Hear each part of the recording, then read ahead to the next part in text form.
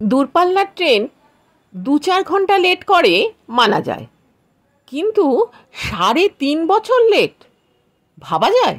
তবে শুনুন, ৩.৫ বছর লেট করেছিল ভারতেরই একটি ট্রেন। ২০১৪ সালের নভেম্বরে বিশাখাপত্তনম থেকে ট্রেনটি ছেড়েছিল।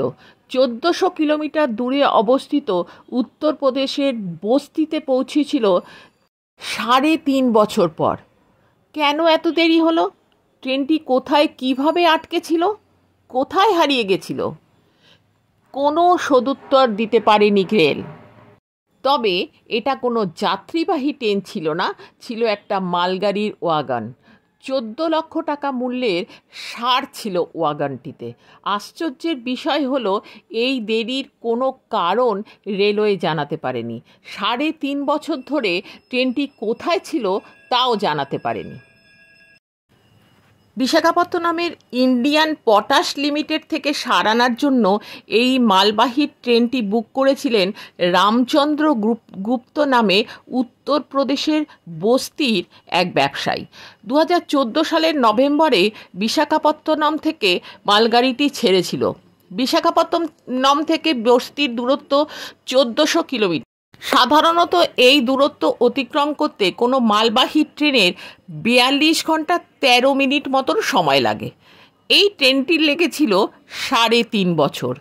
বস্তিতে পৌঁছেছিল ২০১৮-তে। ট্রেনটি সময় মতো বস্তিতে না পৌঁছানোর পর রামচন্দ্রগুপ্ত ভারতীয় রেলের সঙ্গে যোগাযোগ করেন। বস্তি রেল স্টেশনে গিয়ে রেলের আধিকারিকদের সঙ্গে বারবার দেখাও করেন। ইন্ডিয়ান পটাশ লিমিটেড সংস্থার পক্ষ থেকেও রেলের কাছে একাধিকবার লিখিত অভিযোগ জমা দেওয়া হয়।